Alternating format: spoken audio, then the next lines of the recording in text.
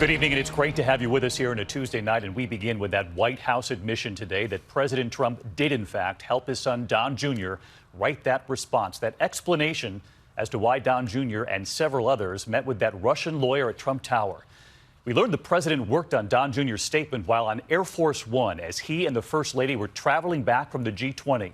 But the president's personal attorney repeatedly said that the president had nothing to do with Don Jr.'s statement. So why the changing story? ABC senior White House correspondent Cecilia Vega leading us off. Tonight, an admission from the White House. President Trump himself helped craft his son's first statement about that infamous Trump Tower meeting with the Russians, a statement that ultimately proved to be misleading. Don Jr. initially claimed that he and the Russian lawyer primarily discussed a program about the adoption of Russian children and that it was not a campaign issue. But the story did not hold up. Days later, emails revealed Don Jr. agreed to meet the Russians because he had been promised dirt on Hillary Clinton by the Russian government. The president's legal team went on the offensive, saying he had nothing to do with Don Jr.'s original statement. The president did not draft the response. I do want to be clear that the president was not involved in the drafting of the statement and did not issue the statement. It came from Donald Trump Jr. The statement that was released on Saturday was released by Donald Trump Jr., and I'm sure in consultation with his lawyers. The president wasn't involved. Today, we learned that's not true. Sources tell ABC News the president, in fact, crafted his son's statement himself, dictating it from Air Force One on the way back from the G20 summit in Germany.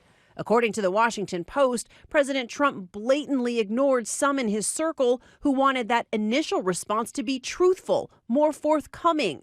Today, Press Secretary Sarah Sanders admitted the president was indeed involved. The president weighed in as any father would based on the limited information that he had. He certainly didn't dictate, but, like I said, he weighed in, offered suggestion like any father would do. After that initial statement, the story kept changing. Don Jr. said he hadn't met with any other Russians. So as far as you know, as far as this incident's concerned, this is all of it. This is everything. This is everything. But it wasn't.